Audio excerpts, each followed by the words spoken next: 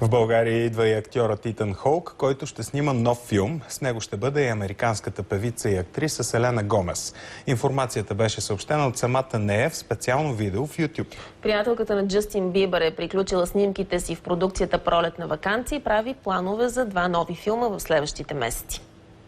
Селена пусна 7-минутно видео на собствената си страница в YouTube. Той е гледано повече от 460 000 пъти за 3 дни. Българските фенове коментират, че тя успешно изговаря името на страната ни почти без акцент. Тази година се фокусирам повече върху киното. Направих филма "Пролетна ваканция", ще направя друг с Итан Хоук – "Бягството". Това е много вълнуващо.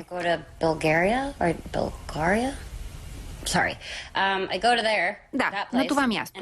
Там ще снимаме. Това е по-скоро екшън филм. После започвам работата по друг проект.